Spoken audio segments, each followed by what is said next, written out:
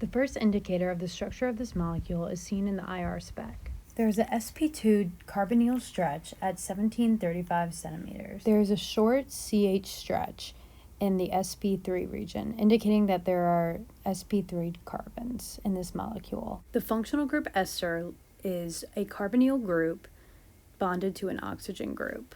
Mass spec data will further elucidate what atoms are present in this molecule.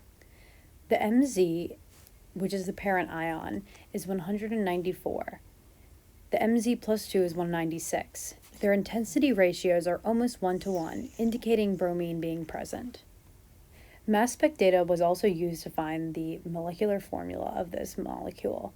The mass is 194, minus 79, which is the molecular weight of Br, minus 32, which is 2 oxygen. The difference between the mass of oxygen and the mass minus Br could then be divided by 12, which would give us the max amount of carbons needed in this molecule. 6 carbons are needed in this molecule. 6 times 12 is 72, meaning that carbon makes up 72 of the molecular weight. The difference between that is 11. This results in 6 carbons, 11 hydrogens, 2 oxygens, and 1 bromine being present in our molecule. Next, we move on to our C13 depth data. The line at the top, highlighted in green, indicates that there is one CH3 group present. The lines pointing down on the top graph indicate that there are 4 CH2 groups present. There is one quaternary C group, which is our sp2 hybridized carbon on our carbonyl group. The C13 spectrum shows that there are 6 unique carbons present in this molecule. One is the carbonyl group, another is a heteroatom group, and the others are sp3 carbons. So now we know that there are 6 unique carbons. One sp2 carbon is in a carbonyl group, and 2 others are found in the heteroatom region. Now let's move on to the drawn structure. The first peak near the 1.5 region indicates a unsaturated carbon, meaning that this is a sp3 hybridized. This is a triplet bond, meaning that there are 2 neighboring hydrogens. Next peaks in 2.5 position are considered allylic carbons. The first peak is a quintet, meaning that there are 4 neighboring hydrogens.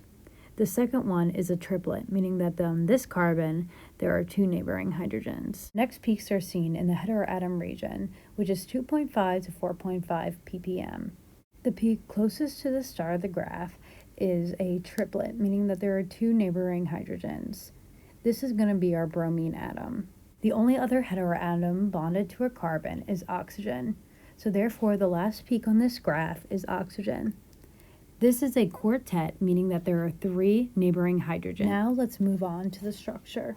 I got this structure through many trial and error attempts. The main thing I want to look out for is that there is only going to be 1 CH3 group and 4 CH2 groups and 1 quaternary carbon, so I have to keep track of that. Going from left to right, there is a CH3 group bonded to a CH2 group, which is bonded to an oxygen. The CH3 group is the 1.5 peak on the NMR graph because it sees 2 hydrogens. The CH2 group bonded to the oxygen corresponds with the 4.5 peak on the NMR graph as it has 3 neighboring hydrogens, forming the quartet. Oxygen does not show up on the CNMR graph because obviously it's not a carbon, so it will not show up on CNMR or HNMR. The quaternary carbon is then seen on the carbonyl group as there are 4 non-hydrogen bonds on this carbon. It is also not seen on the HNMR graph because hydrogen is not bonded to this carbon. Next is our second CH2 group.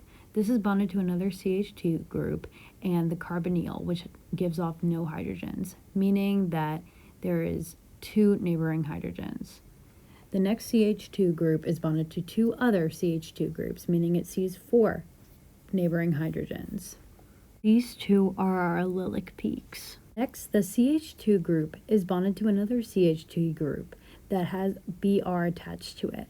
This is our 3.5 peak on the HNMR.